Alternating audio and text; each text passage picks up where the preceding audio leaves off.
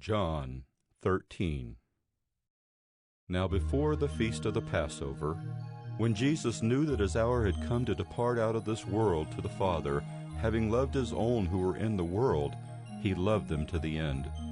During supper, when the devil had already put it into the heart of Judas Iscariot, Simon's son, to betray him, Jesus, knowing that the Father had given all things into his hands, and that he had come from God and was going back to God, rose from supper.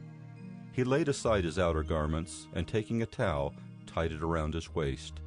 Then he poured water into a basin and began to wash the disciples' feet and to wipe them with the towel that was wrapped around him. He came to Simon Peter, who said to him, "Lord, do you wash my feet?" Jesus answered him, "What I am doing you do not understand now, but afterward you will understand."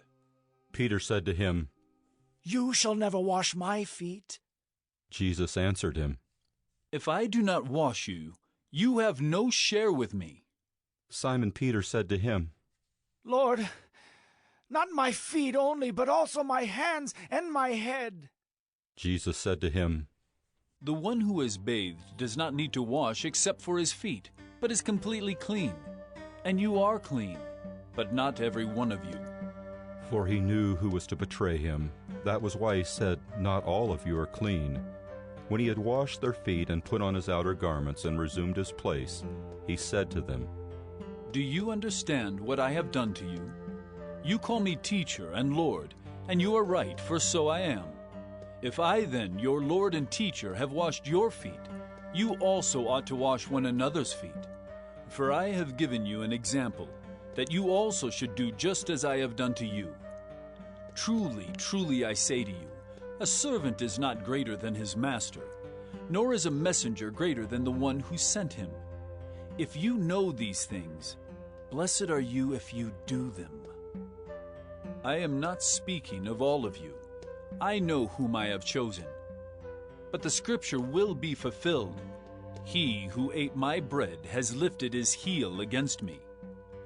I am telling you this now, before it takes place, that when it does take place, you may believe that I am he.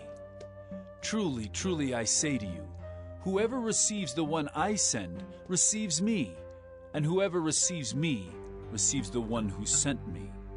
After saying these things, Jesus was troubled in his spirit, and testified, "Truly, truly, I say to you, one of you will betray me." The disciples looked at one another, uncertain of whom he spoke.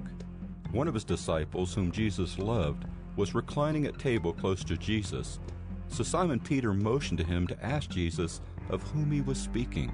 So that disciple, leaning back against Jesus, said to him, "Lord, who is it?" Jesus answered, "It is he to whom I will give this morsel of bread when I have dipped it."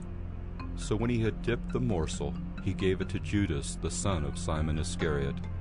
Then after he had taken the morsel, Satan entered into him.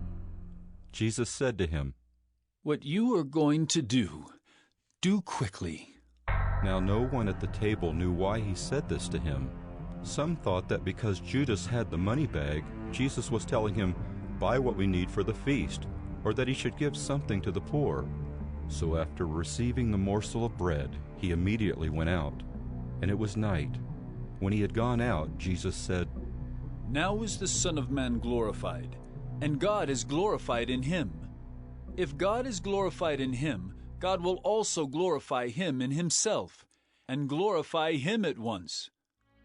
Little children, yet a little while I am with you. You will seek me, and just as I said to the Jews, so now I also say to you, where I am going, you cannot come. A new commandment I give to you, that you love one another. Just as I have loved you, you also are to love one another. By this all people will know that you are my disciples, if you have love for one another." Simon Peter said to him, "Lord, where are you going?" Jesus answered him, "Where I am going, you cannot follow me now, but you will follow afterward." Peter said to him, "Lord, why can I not follow you now? I will lay down my life for you." Jesus answered, Will you lay down your life for me? Truly, truly I say to you, the rooster will not crow till you have denied me 3 times.